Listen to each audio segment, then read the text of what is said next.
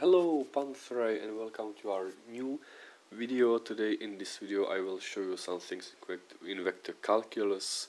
So usually when you are studying math or physics you encounter a lot of problems in vector calculus to be computed. So let's dive into the problem of vector calculus.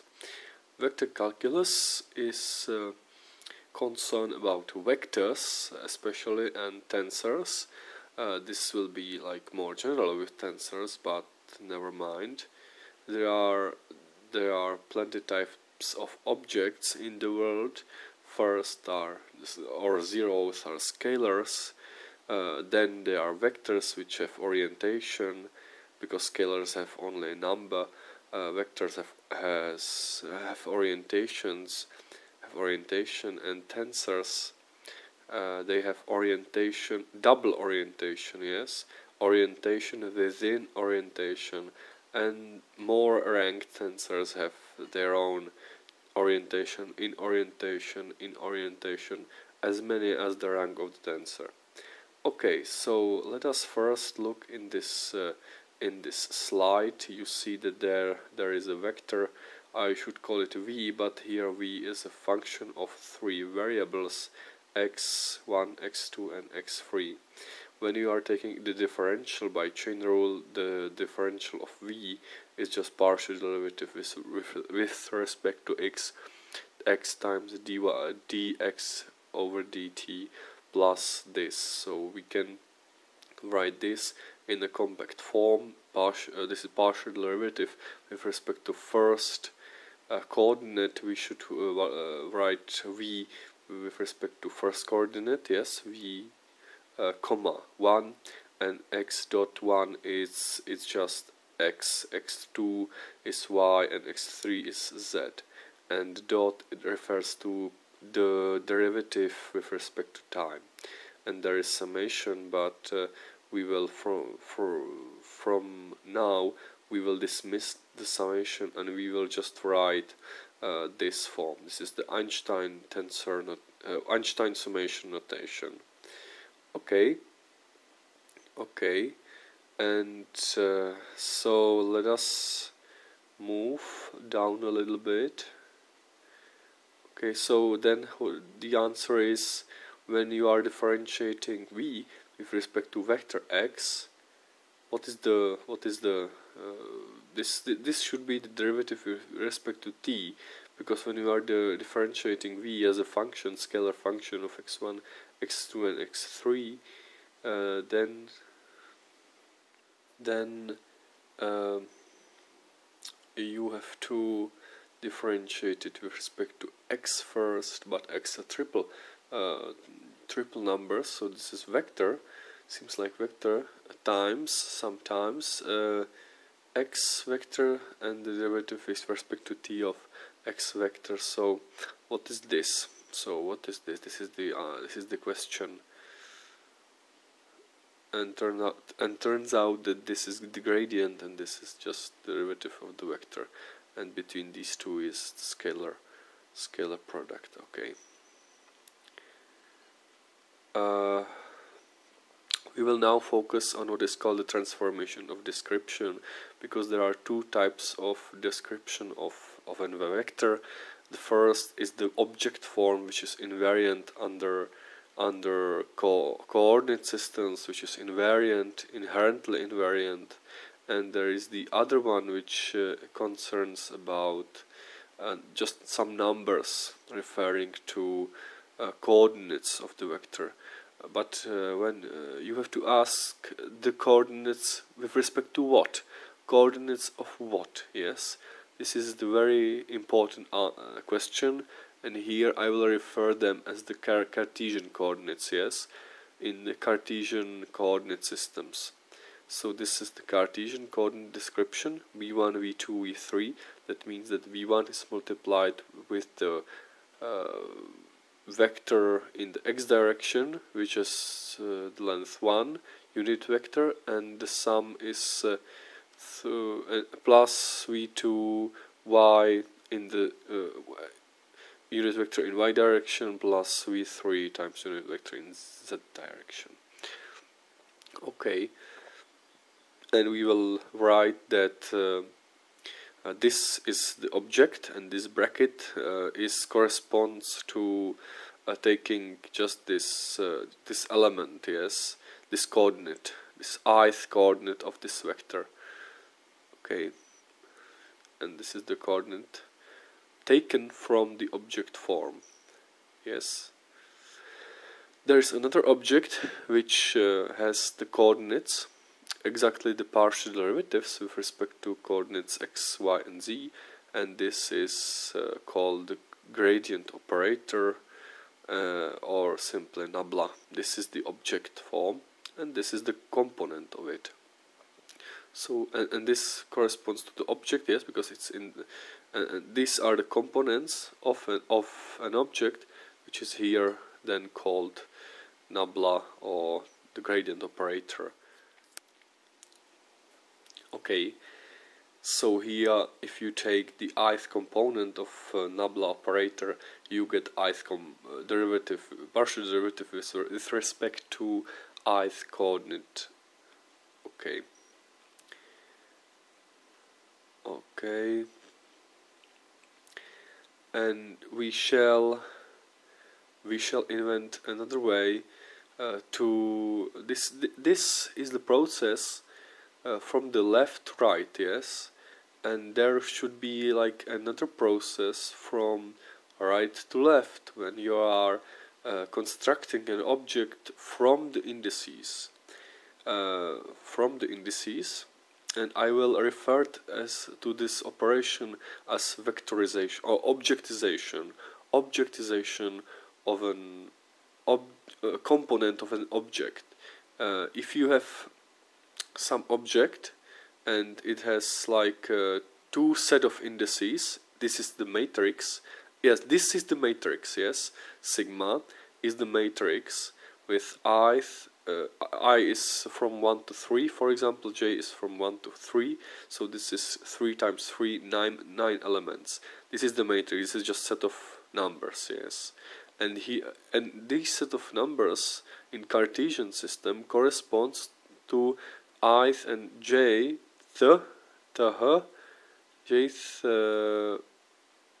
component of some object, and this object is called a tensor.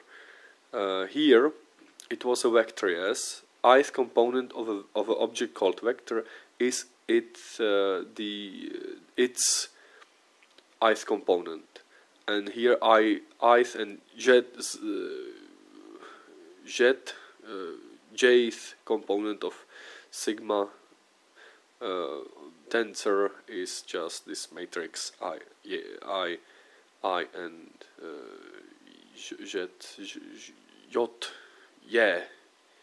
j, I and jth component, yes, and this is the object form. Objectization of the matrix is just this tensor. This is called a tensor. It has no indices, I and jet or yot, or I don't know what is this this letter J. Okay.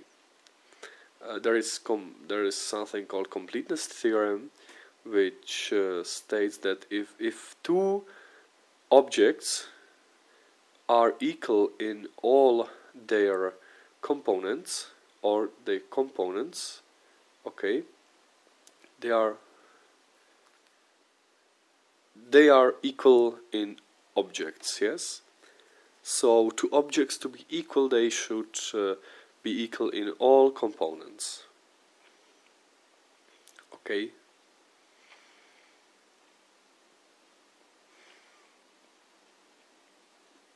Every indexed component is a component of vector with same index. This is what I have said here for this matrix, but okay.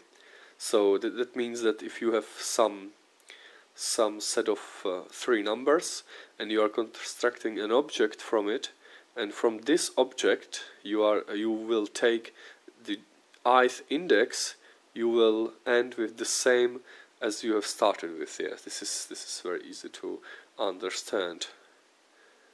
Okay, and there is another one. When you have object like this is the tensor of rank 2, because there are two indices corresponding to every component of it. So this means that object is composed from this indices. That means that ith and ith and jet component of this tensor is omega I and jet. Yes, j. Okay, now we will focus on vector operations, but these operations are not vector operations. I should call them general tensor operations. Okay, these are scalar multiplication with the symbol dot, vector multiplication with the symbol cross, wedge with this A-shaped symbol, or it's lambda. It's very similar to the Greek letter lambda, A and B sum, and dyadic product. So this dyadic product, which basically like stick together these two tensors. Okay, yes, and there is some remark here for scalars which don't have any components. They don't have components. Their component form, they are itself. It's the itself. Yes. Okay. Okay.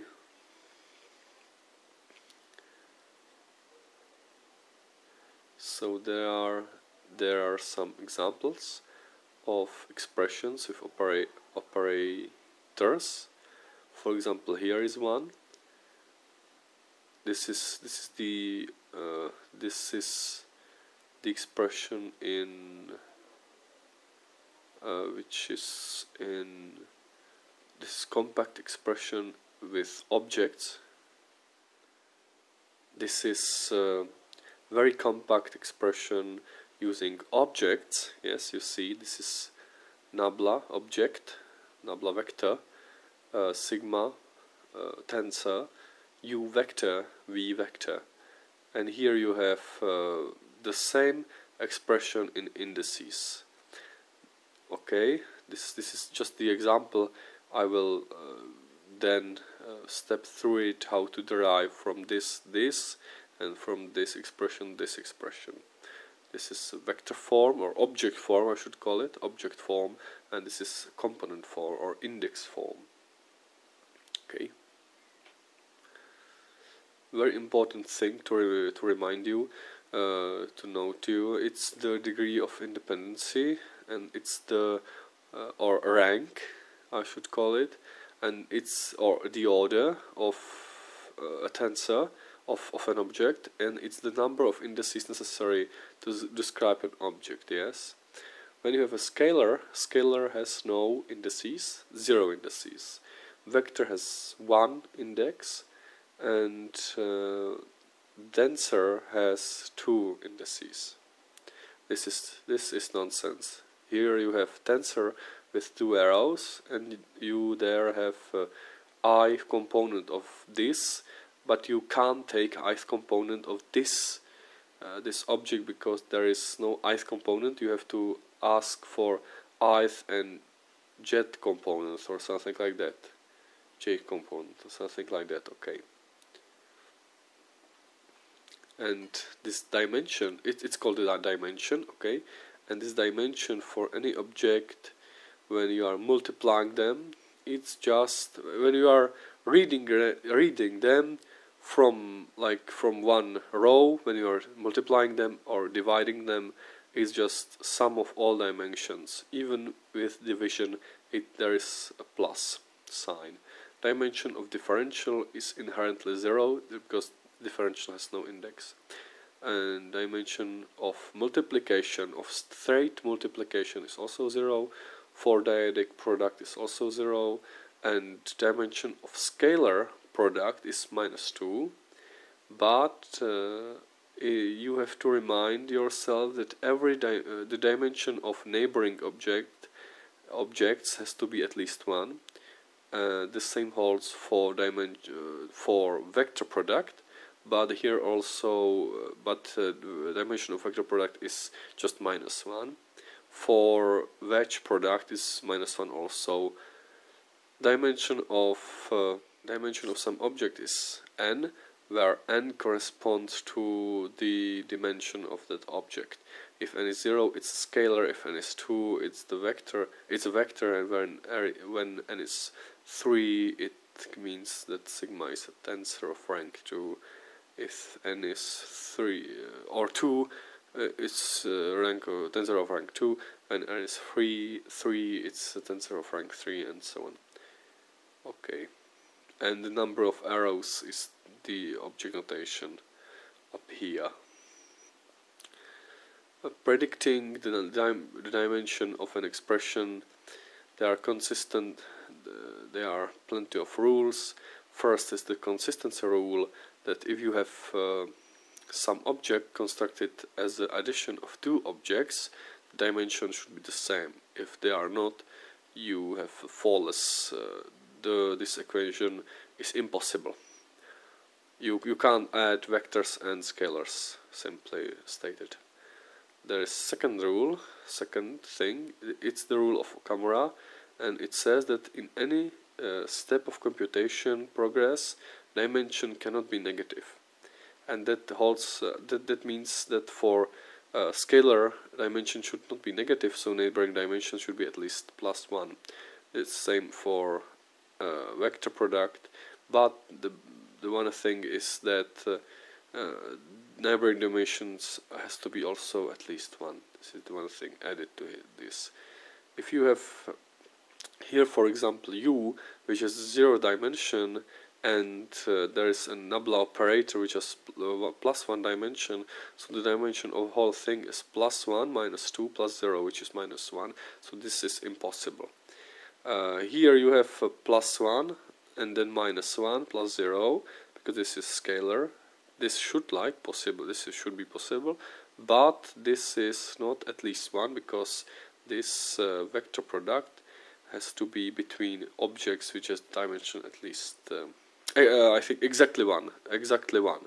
Wedge product can be between objects with higher dimensions, and vector product has to be between objects with dimension with exactly 1 dimension. So this is impossible. This on the other hand is possible, because if there you have dimension 1 and 1, so this is -2, this is 0 dimension, and there is also zero dimension, so this will turn out to be scalar. Okay, there's another example. There are plenty of examples, yes, plenty of examples. There are plenty of examples. For example,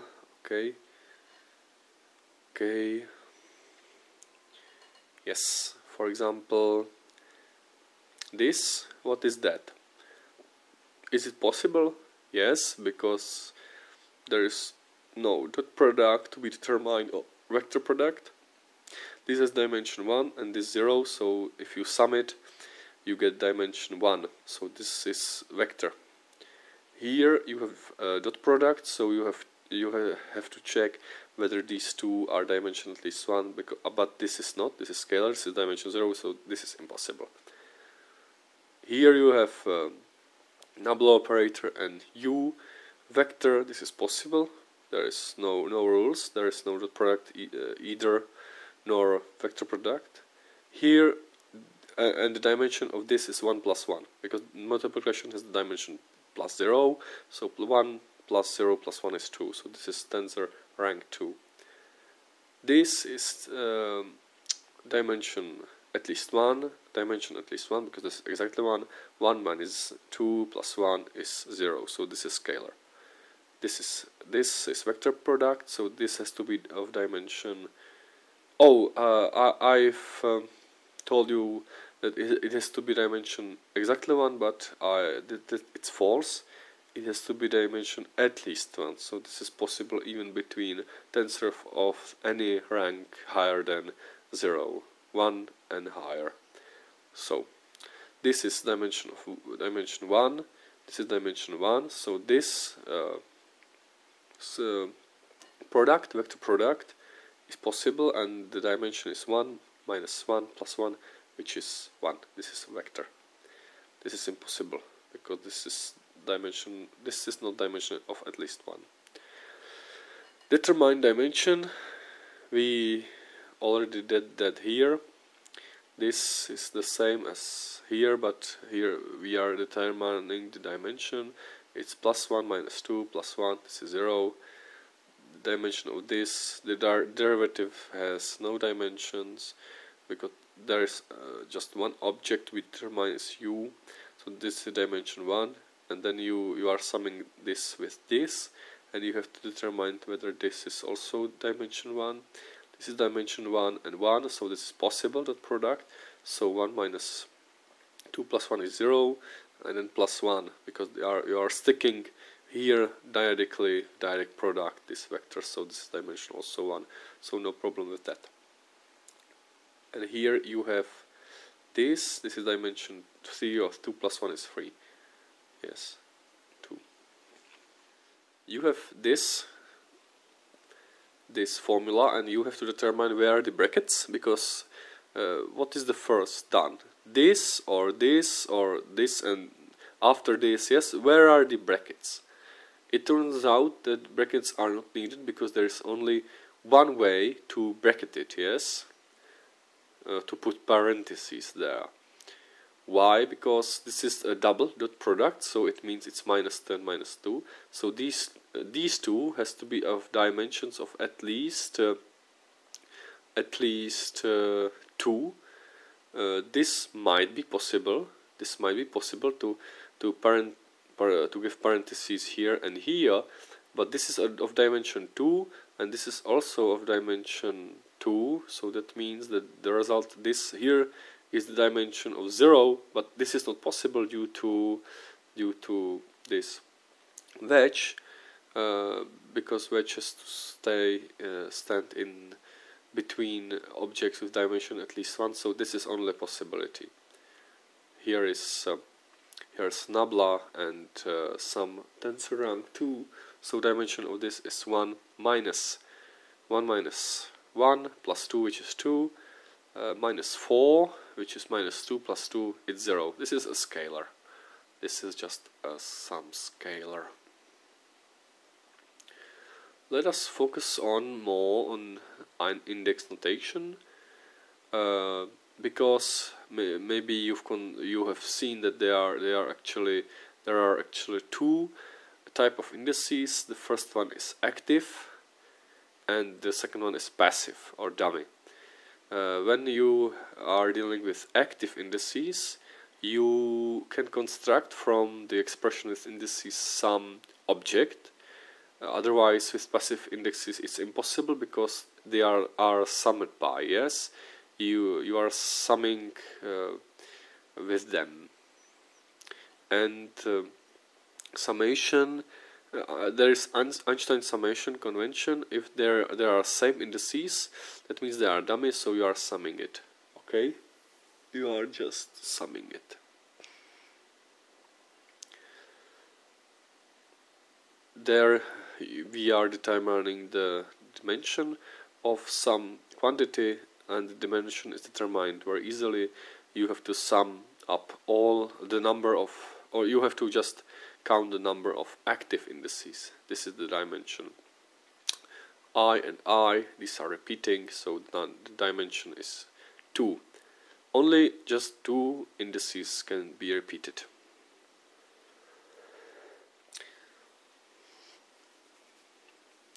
This is the rule. This is the rule, yes. Okay. There are some notable things to be I have to say about notable formulae. The first one operation is called transposition. Transposition of a given set of indices will give you the opposite order of these indices. Okay. There is also scalar product, and scalar product is giving just the summation of these two indices. There is taking of ith component, which gives you the first or ith component of an object, ith coordinate of the object, or this. Okay, there is contraction. Contraction means that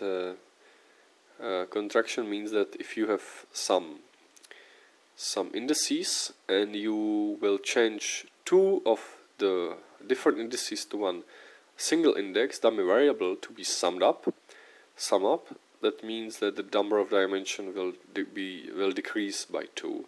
And this is called contraction in indices, and it corresponds to this product, scalar product.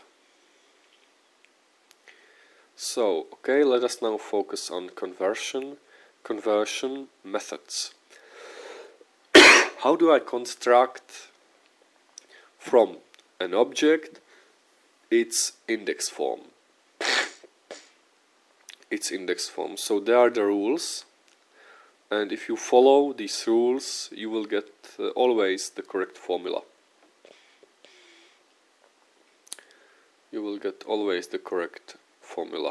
So, general rules. Okay. The first rule, it's just the definition of an operator which is called objectization. This is the operator, objectization. This is called the principle of correspondence, because if you have this matrix of 9 numbers, yes, 3 times 3, you can make from this a corresponding object, which is tensor from this matrix, and this operator is this objectifier. The second rule is transposition. If you have this letter A, which corresponds to some object and its indices, this is a component of an object, ith jet component. So it's you can transpose it and switch the order of indices. Okay, so this change will correspond to transposition. Okay, dyadic multiplication. If you have two objects, this is an object because this is objectifies this, and this is objectifies of this. So these two are actually objects, and you can then you can add them with object some operator, yes, object-like operator. And what are these operators we have talked about? Dyadic product, dot product, and also here is dyadic product. And the rule of dyadic multiplication is that if you are dyadic product of these two is just it corresponds to just sticking together index forms, yes. Sticking together index forms. So object created from this is the same as dyadic product of these two objects created from this and this. Okay. Scalar invariancy, we have talked about this property. If you are constructing object from the scalar, it's just the scalar because it has no indices. Here are some examples, I think. Okay. The first example is that we are making. You can always put the scalar inside this. Why is this true? Because this object objectifies this. There should be a dyadic product, but because this is equal to this, because this is nonsense, yes, you have either phi scalar as a non-indexed thing, or either the indexed thing, yes. So non-indexed thing and object thing, yes, but let's pretend this is both. Yes? So this means this to be object, because you have to diagonally multiply with this, and with the rule of dyadic multiplication this can be put together, so in this form. Okay, the next thing is the scalar product. Scalar product. And when you have two objects and you are taking, for example, double scalar product, what is the corresponding action in indices? So what object we can create from to have this object? Yes, to have this object. So the answer is you have to just these two indices you have to sum up. You have to sum up these inner indices that correspond to the first dot, and the second pair of indices, this corresponds to the second dot. Here is not determined which dot is the first, either the upper and the lower is second. Here is the order is meaningless. It's because these are the same, but this first dot can be this can be also scalar, not scalar multiplication, but vector multiplication. And if you have vector multiplication, the order is important to be stated first. So I think the best order is from up to down, yes, from upper to the lowest. But you know what is in the textbook, okay? So you have to first check it. But this is perfect. Here is some example, I think. So if you are constructing object from this and you are taking this double dot product with this object, that means from this rule that you have to sum up these two indices, and you have to sum up these two indices. But what is the dimension of this? There are no active indices, so this dimension is 0. So that means this is scalar, and objectification of a scalar is just itself. So no problem with that. So we can write this. Okay, and there is wedge product, which is exactly the same as I should put here vector product, but never mind. Wedge product is more general. I should call that vector product. This is more general, but these two can be called just vector product, because vector product is defined in just to be between objects with dimension 1, with rank 1, objects of rank 1, but it can be generalized to any dimension. So I will stick to vector product, so wedge product will be just this, so no problem with that. I will interchange these two definitions. So here is objectification of this object and objectification of this object. This has to be rank 3 and this of rank 3 because of the indices. And you are taking this wedge product, so but I should call it vector product. This, what is the action of this in corresponding indices? It is the same as adding this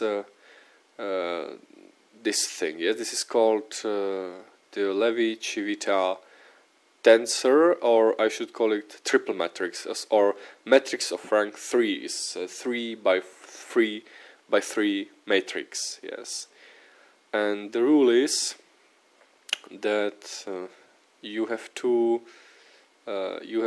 take this index and put it in here and add it together with the first index of Levi-Civita, and take this index and add it with this.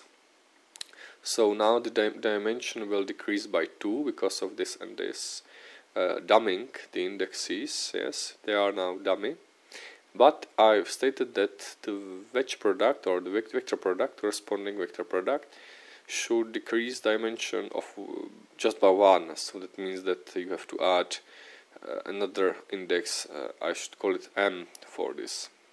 The minus sign is there for the reason I will tell you later, but let's just pretend it's there. Yes, there's minus sign. There is another example for vectors. For example, you can write just original vector product. That means that I should be summed with epsilon, j has to be summed with this j, and there should be put another active index k. So that means that this is a vector because it has this k active. This is active index. So that means this is this is vector. Okay. So now, what is trace? What is trace?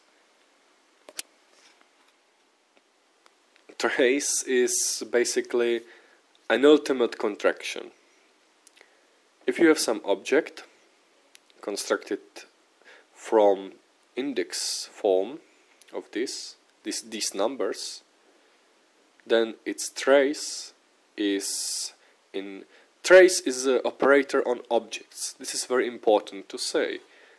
On just objects. No matrices. Yes, it can be defined in matrices, okay, but it's primordially or something like that defined for objects, and it means in index form it just takes every index and changes to the same index. I told you that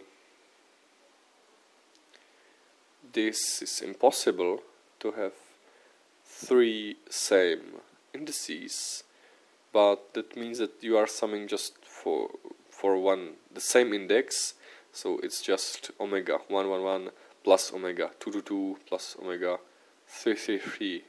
So the sum of these 3. Okay. Okay. What is over there? This is Kronecker.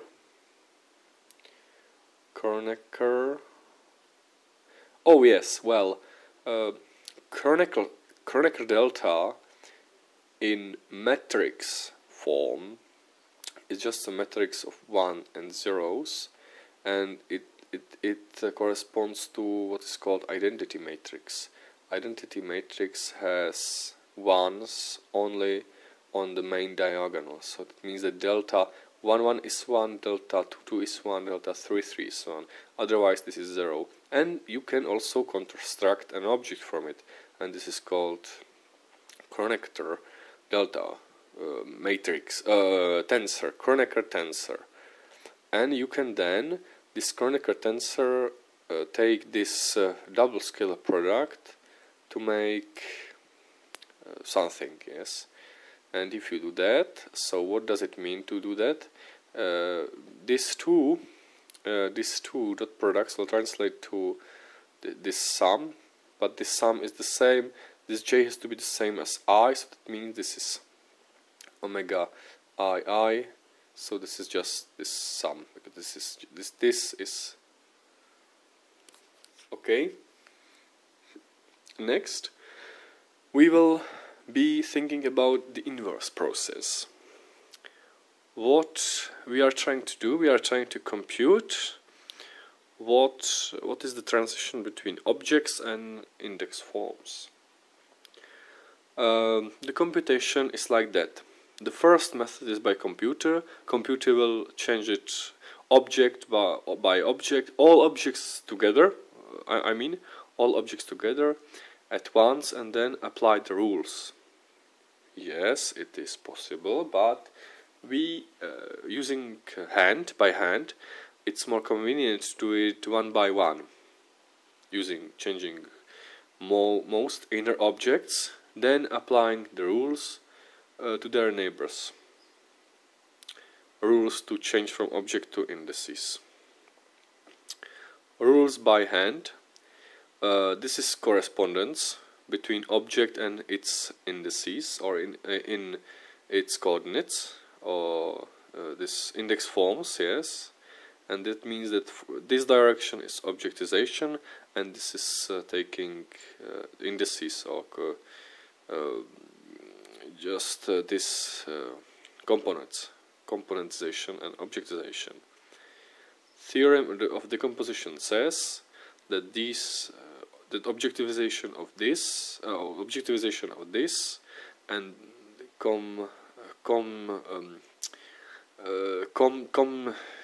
componentization of this gives the same, and also for this componentization of this and then objectivization gives the same.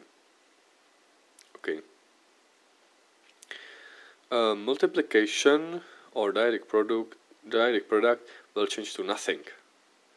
Scalar product will change to two indices, the same. Vector product or wedge will change to the same indices.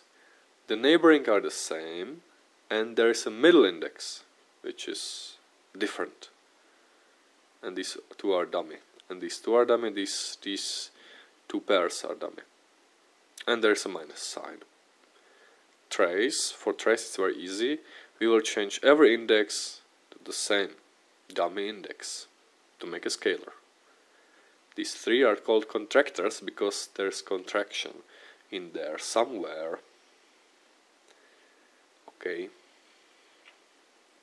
At last, but not at least, transposition of this object is this. Let us compute some examples. So the example is write in the index form. Here you have object, and the first example is write in index form this nabla operator. We know its derivative with respect to vector. Oh, this is definition as this. If you take the index form of this, ith component of this is the same as taking the ith component of derivative of this x, because the only object is here. Yes, only object is here, so it means that its derivative with this special coordinate x, ith coordinate, and this is partial derivative. So this is like the proof that this is this, or this is this. Dimension is 1. Okay. Okay, let us do it here. This is the second example. You can do it at once. This is the computer method or semi-computer method. What is this? You have to write, instead of this scalar multiplication, you have to write it epsilon here. These two are dummy, and there is another index j. And this another thing will form an object, and this object is then contracted using this scalar multiplication with another object which is vector.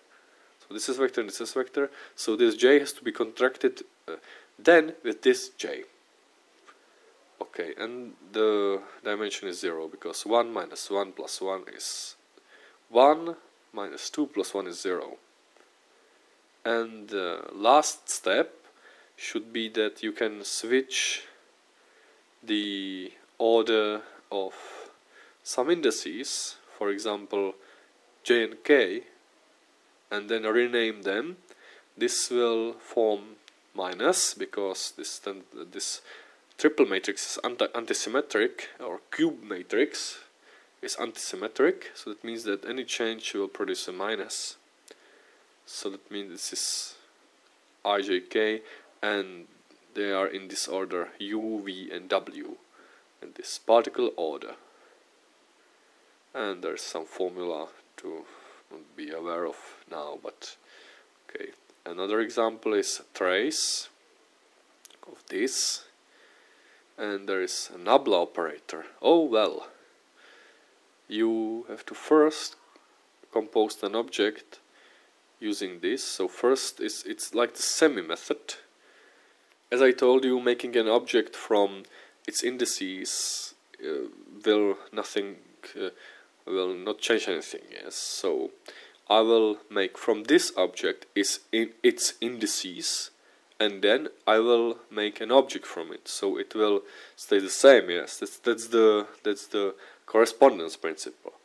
So here is objectization operator, and here are the indices in index form. Well, because there is wedge, so that means it's like a cross product, so there is epsilon, and k is some, oh, there is a mistake, there should be j and j, yes, j and j, k should be there, and there is n and n, and m, and there is I, and then you have to switch this, or you don't have to, but there are actually 1, 2, this should be k and n, but okay. Then you have to compute the trace, but if you do that, 2 of these indices, it should be j, k and n. These 2 k and n will turn out to be I and I, for example, or the same one, but this is 0, this should be 0, because there will be the same index, okay, because it's antisymmetric and symmetrization will produce 0. Okay, this is some matrices, but this is nonsense. Oh, there is another example. We have considered this example before. This we have seen already. What does it mean?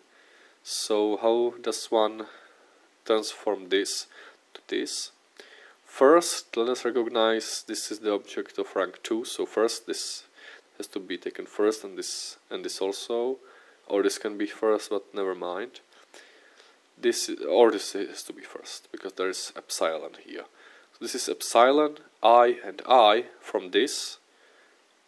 Yes, you are taking the component form. And there is j, active index, k and k is summed. So object from this has only this index j, and also L index.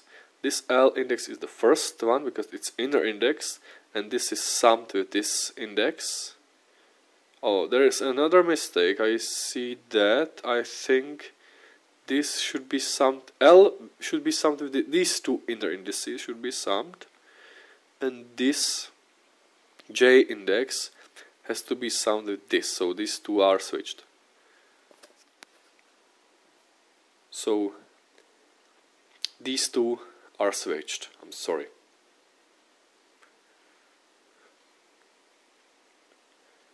Okay.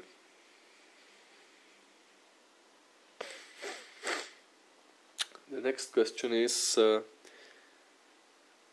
the opposite one. We are asking what is the index form from the component form, or just we are asking, take the ith index of some object. What does it look like in index form? This is not what you are thinking about. It is. It's much more complicated because here, for example, v is a scalar and delta is some of these 2 are objects. Yes, these 2 are objects. These 2 are objects stick together, and you are taking an index form. And the rule is take the index form of the first one and the second one. The second one has no index, so this is only thing which has. So this is v partial derivative with I, so this is v comma I. Okay. And there is important, now I see determine the dimension first, but you know what the dimension is right now. This example is maybe harder, but never mind. You see that we have to take an index ith component of this. You have to check, yes, you have to check whether this is Actually a vector or not, because otherwise you can't take ith component. And is it a vector? I think yes, because this is of a dimension of rank 1. 1 minus 1 is 0, plus 1 is 1, minus 2 is minus 1, plus 2 is 1, so this is vector. Okay, no problem with that. And taking ith component, what does it should look like? Yes, the correct answer is this, because these two, this is a vector, this has two indices, left and right. The left is summed with this left, and the only active is this, and this can be placed only on active index, so this is over there. And kith index of this object, this is another operation opposite to the objectization. This is componentization, and this is like this. This k is in epsilon and n and m, and already switched. But I will show you later how it can be done it. So the main goal is to learn how to do that without thinking, yes. And I will show you another rules, which are actually the opposite rules, quite the opposite to the one you have seen with objectization. This is componentization rules. Because there are two parallel words, yes? Two parallel worlds. Object world and the component world.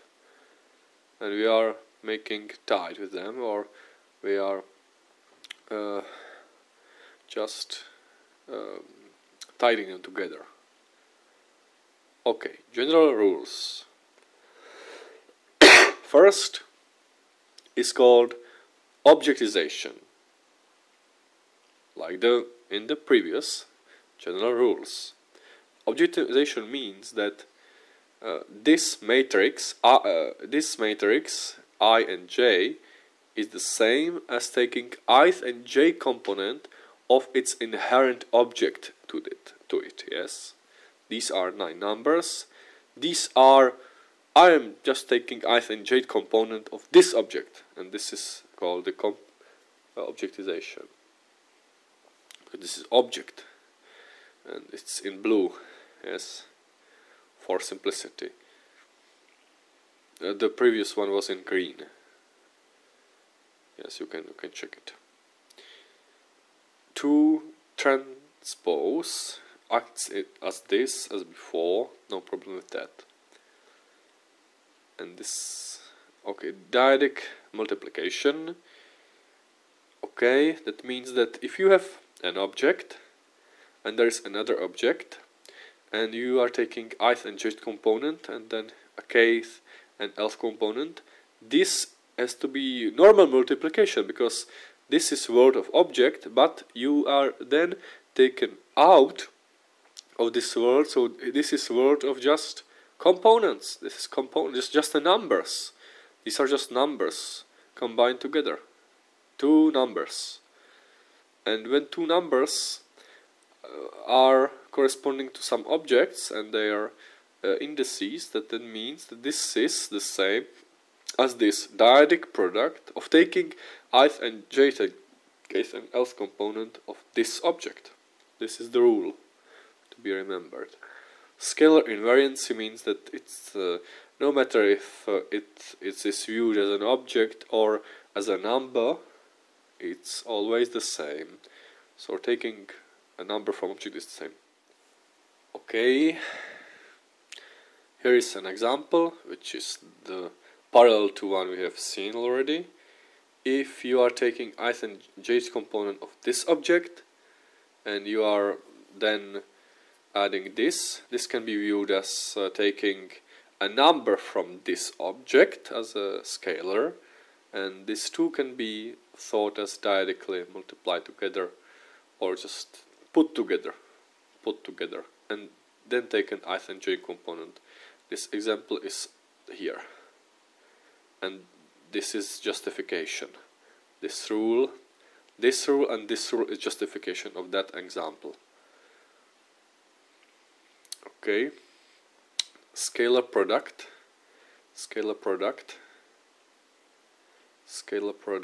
okay, oh, there is some scalar product. For scalar product, it means that if you are taking ith and jth and kth component of something and multiply it numerically with another numbers which are in correspondence to taking kth, jth and lth component of some another object, it can be viewed as first of taking ith and lth component, because these two are summed and these two are summed, yes, of this object. Yes, of this object. There's an example.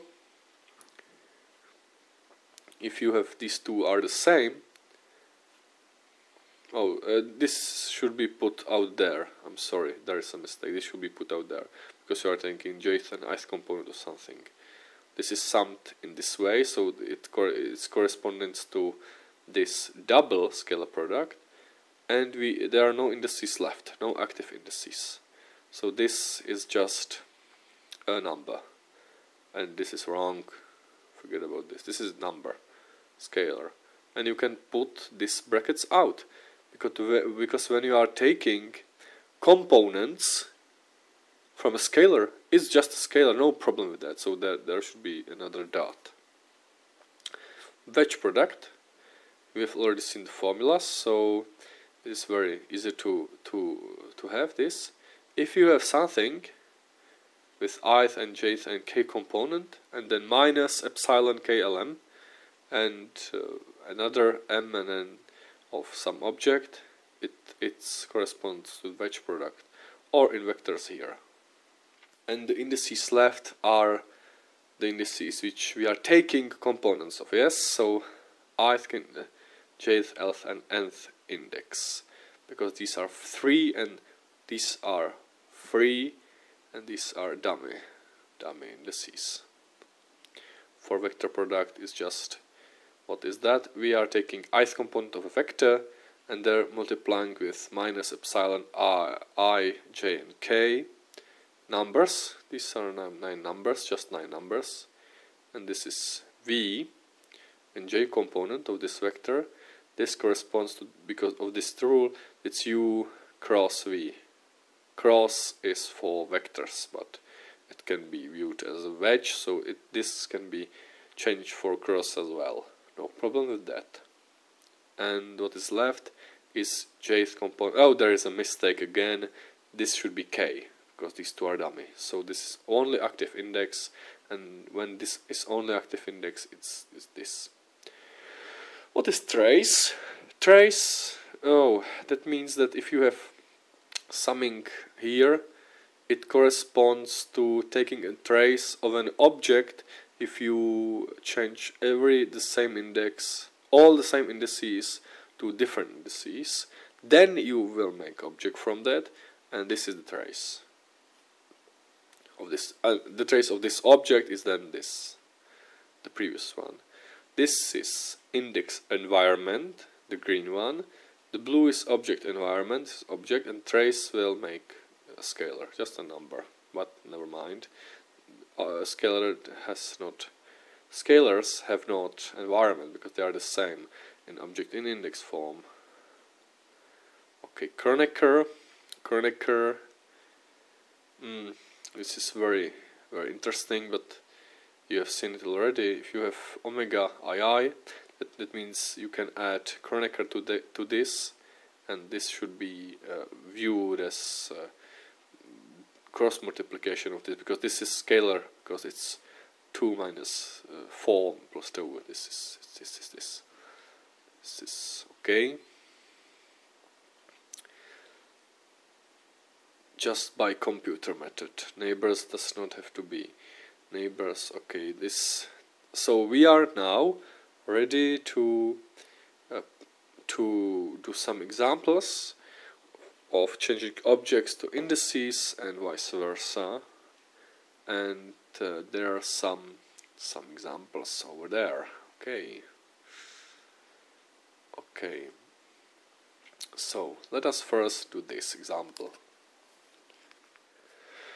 The first example is proof of generalized chain rule. So this is the proof that this derivative, time derivative, is the same as this nonsensically looking something. I don't know what is this. This example was stated in the previous question marks. Yes, this is a question mark, because what is this? I don't know. What is this? I don't know. But now you know it. Let us first look at this, the first and the end point. What are telling us this? This is just a function of x1, x2, and x3, and you are taking the time derivative. Yes, time derivative. And this is just a number, or it can be viewed as an object. Let us view it as a number, because we are not able to computing time derivative with objects yet. We are not able to. Okay, so let us first pretend it's this. It's just a scalar of or tensor with rank 0. What is in here? This is some object, actual object. This is object, because this side is object. But to this side to be equal to this side, this has to be either there should be either some objectization in here, or componentization, or it could be that these two are also scalars. Is it a scalar? Yes, it is, because this is a rank 1, because it's 0 plus 1. This is minus 2 plus 1 plus 0. This is absolutely 0, so this is scalar, so this equation can be true. And now we will see why. This derivative is using chain rule. We have, you know the chain rule, yes? When you are differentiating with respect to some variable t, you have to differentiate it with respect to any variable, of every variable, x1, x2, and x3, and multiply it by its corresponding time derivative of this coordinate, and then sum it all. So this I is this, and this can be viewed, this ith partial derivative, as a component of this object. Yes, as a component of this object.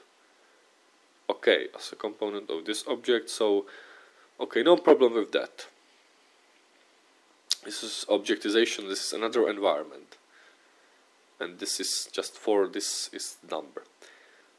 Okay, now this can be put inside. Okay, now this can be put inside. You have to just use the rules I have talked about. This can be put inside, because ith component of this object, this composed object, is the same as ith component is this times the scalar, and there is this. And you can immediately see that if you make an object from this, so it's just ith component of some object x vector dot ith component of, this is the paradigm, the first rule, orange in oranges, the first rule. You can see that these are the same indices, so it's just a dot product. And here's that object, is the vector differentiated with time. So you have to just make the object from this x, and there is this dot product. And you have seen already that this can be written as this. So this is the proof of this form, and you can translate any form of this kind to this kind using that rules. Okay, of objectization, either objectization or componentization.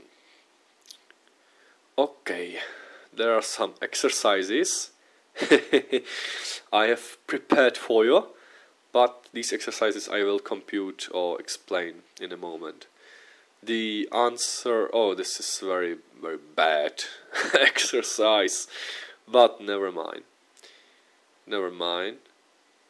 you have to. Oh, this is bad indeed, because actually it's wrong.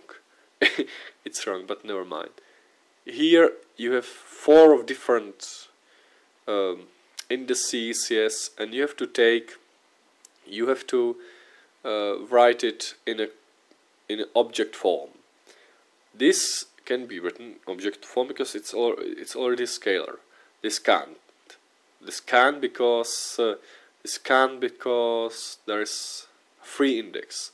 So it only can be written as this ith component of something, and this inherently can be viewed as an object, yes, with this arrow correspondence.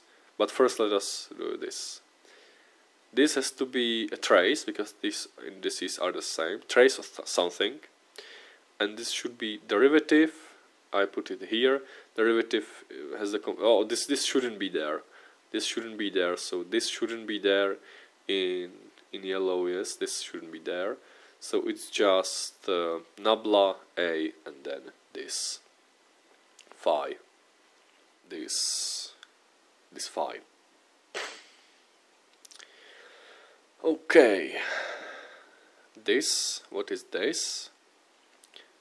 Well, first, because you have to add nabla somewhere.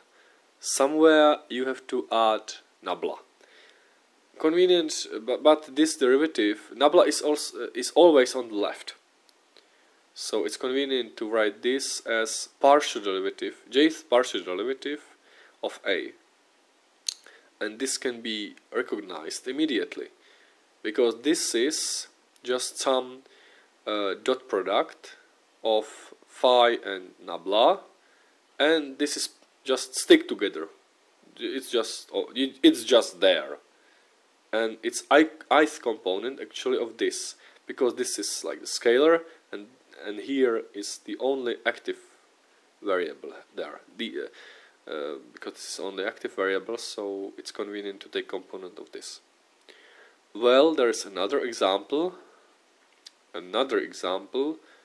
You have to first it's in correct order. You have to just write it as the partial derivative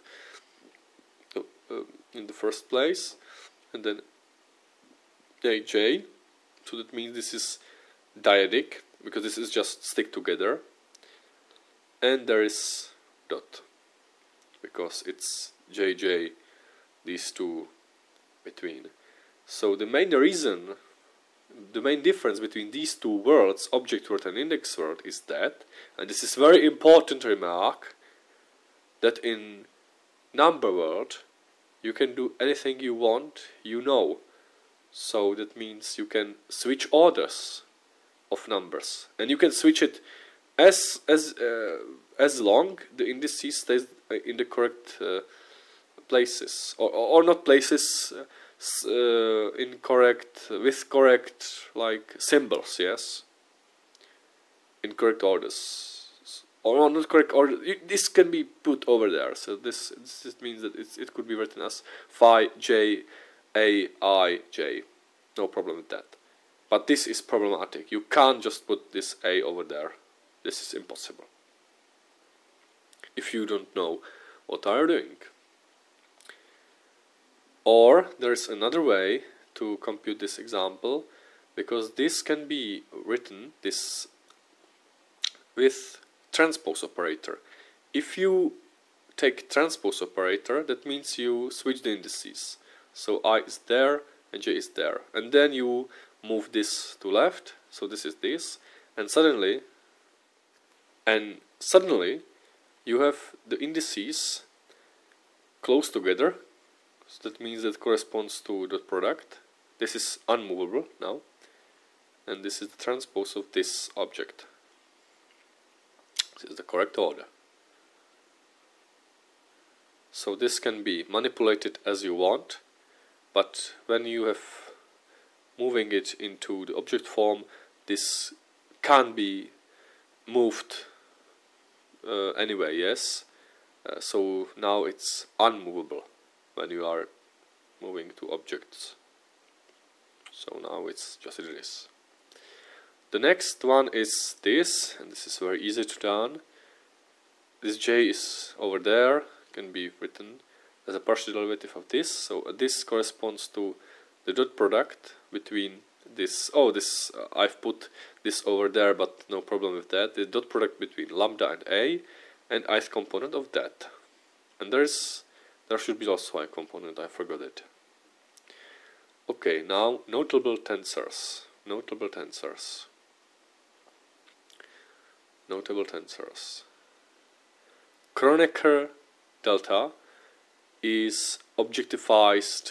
This is the pair of number world or index world and object world. Objectifies these numbers with one on diagonal. This matrix is this Kronecker delta tensor, and componentization gives you this matrix. This in this way. Okay, you know, 1 is a matrix. How do you construct, or this is a matrix with 1 on diagonals. How do you construct that? Or is there any correspondence to derivatives? Yes, there is. If you differentiate x by x, it's 1. But when you are differentiating x vector by x vector, what is the rank of this? This is 1 plus 1. That means 2. That means that it corresponds to something. And the something is actual Kronecker tensor. Voila! So it's just identity matrix is Kronecker tensor, yes. But this is identity matrix, components of identity matrix, but it's object. It's like the matrix with not written with indices. Okay. Okay, so this is the reason of why is it happening. This delta ij is I and j's component of this. And if you write this as this, and you take ith and you take the ith and j's component, yes, first you have to know that when you have derivatives of object by object, that means that this is the first one and this is the second one. So if you are taking ith and j's component, that means that ith correspond to the upper object and j corresponds to the lower object, yes? So that means it's derivative x and derivative xj. But this is 1, but it doesn't matter. In this case it doesn't matter, but this is the rule. This is I and j, up and down. And this is 1 only when these variables are the same, because if they are not, it's 0. And this is exactly identity matrix. Voila! Yes, this is the same. This is the same. This is the same. Yes, it's a very strange looking thing, but it's the same. Levi-Civita symbol. Very important, another tensor. Levi-Civita has very interesting property. It's 1 only when permutation of these two indices is positive. For example, epsilon of 1, 2 and 3 is 1, because this is positive permutation of 1, 2 and 3. If minus 1 is the answer, when minus 1 is the answer, it's because the permutation of ij and k is opposite of 1, 2 and 3. For example, I don't know, 3, 2, 1. It's the opposite permutation. When it's not permutation of anything, of 1, 2 and 3, positive either nor negative, it's 0. For example, epsilon 1, 2, 2. When one index is repeating, or there, or it's 0. And very interesting formula there is. But this formula is for, this epsilon can be defined in, this is in 3 dimension, and it can be defined also in 4th dimension, and it's called delta symbol or epsilon symbol. This should be, but never mind. And it can be computed by determinant. This is IM, JM, but never mind, this formula is not so important. What are the properties? Properties of this epsilon. Let's see.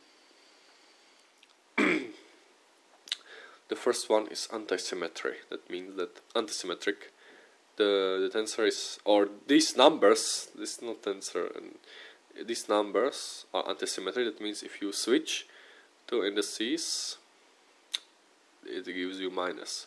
Because when you are transposing permutation, the sign of permutation will change by minus. Okay. When these two are the same, it's 0. Because if you are the same indices, two same numbers, it's 0 because it's not permutation of 1, 2, and 3. Contraction with another epsilon. This is very interesting.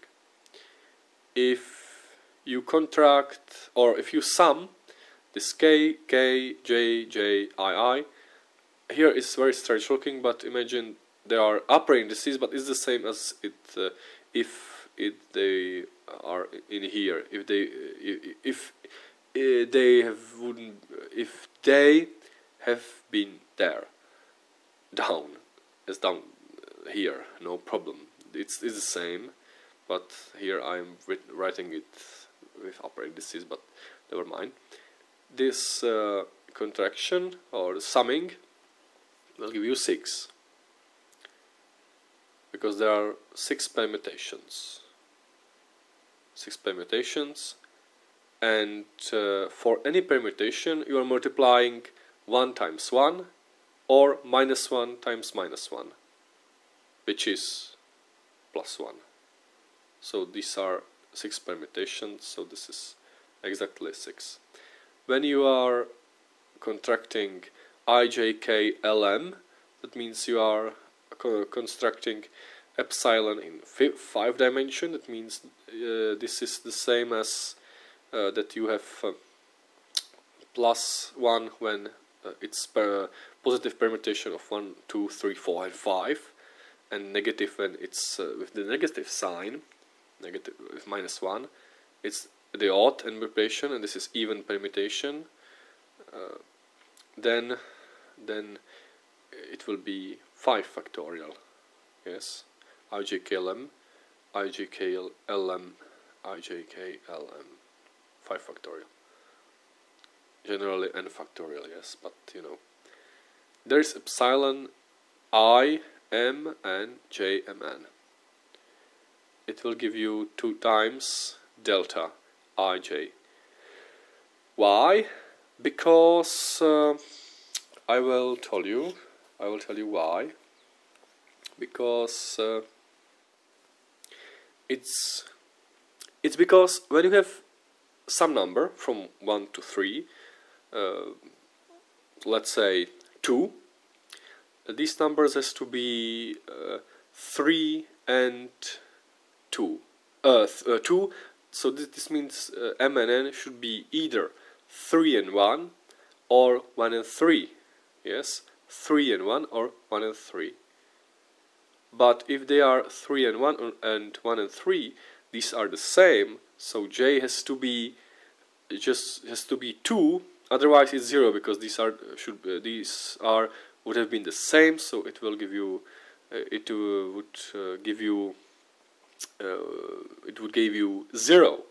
So that means it's some multiple of delta, and the multiple of is 2, because the only possibilities here are that if these are the same, these two are some numbers. These two are some numbers. Or for 2, it's 3 and 1, and the order is either 3 and 1, 3 and 1.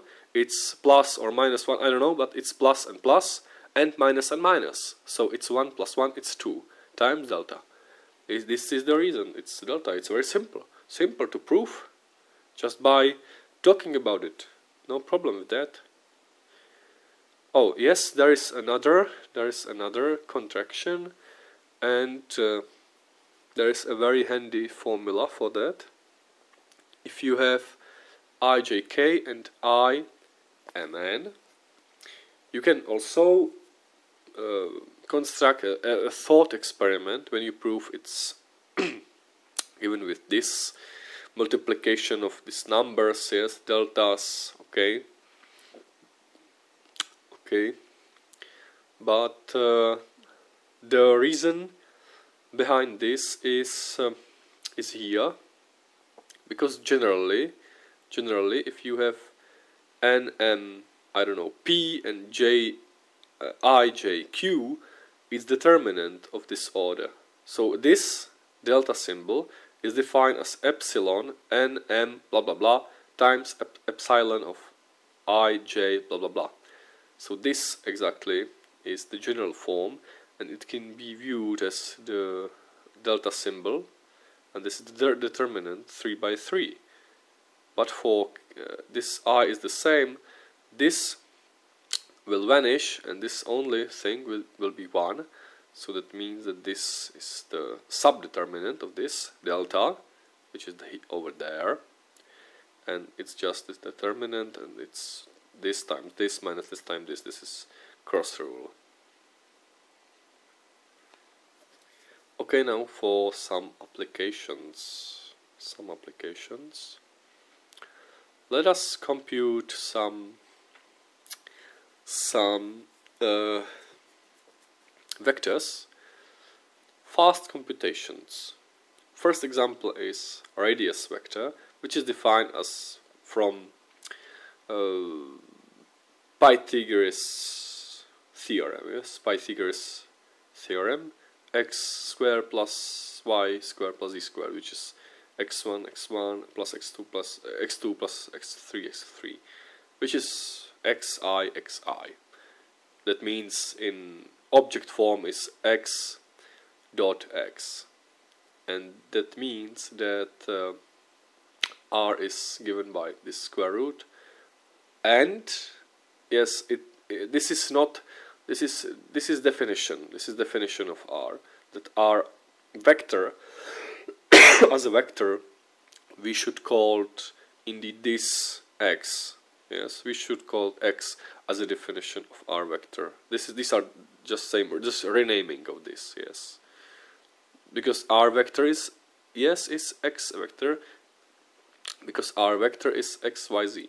It's x vector with components x, y, z, and r ith component, it's xi. This is, I've already told you a few seconds ago, this is this definition.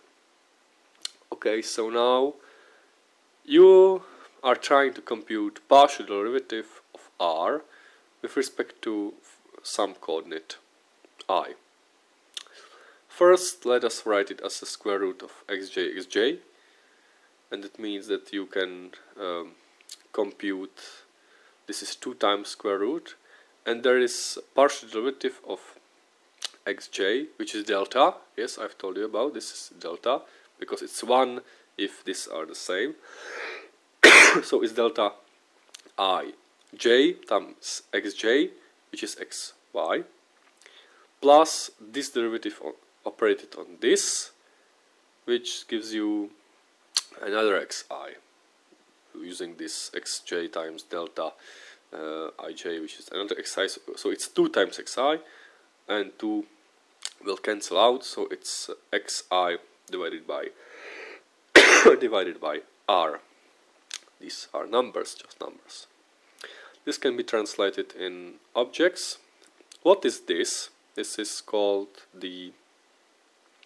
Oh, this can be translated in objects over there. But first let me compute this. This is called the divergence of our vector. And because dimension is 0, here it's just a very easy example of componentization, and there can be put equal sign because scalar and scalars have lives in 2 worlds. So it can be written as delta, or partial derivative ith partial derivative, and this is xi, and this is the sum. This is sum of deltas, which is 3, or number of dimensions, because this is x derivative of x plus y derivative of y and plus z derivative of z. which is 1 plus 1 plus 1, which is 3, which is 3. Nabla, let me recall you, it's this derivative in object form, gradient, divergence, and it's called curl. Gradient, divergence, and curl is, gradient is just stick somewhere to the objects of the gradient to be applied, nabla. The divergence is with scalar multiplication, and curl is with this cross or vector multiplication.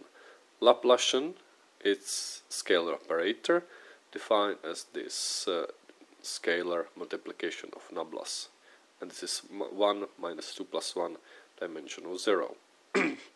Okay, this was the step back for our definitions, so let us here compute the examples. Example number 4. We are trying to compute this. This is scalar, but this is object form. Yes, nabla is object, R is an object. So this is a nabla R, and this can be viewed as the object form of the component of this nabla, which is just, or you can imagine is this as taking ith component of this, you know how to do that, and then taking objectization, because objectization and componentization will cancel out in any order. Yes. So componentization will give you this, and objectization will give you the previous answer. And this you have already computed. And objectization of this can be put out because this is just a number. And objectization of xi is this. Objectization of xi is r vector, and it's just r vector divided by its magnitude. And this is defined as r unit vector. R unit vector is a unit vector with hat over it. Okay. There is another example when you have this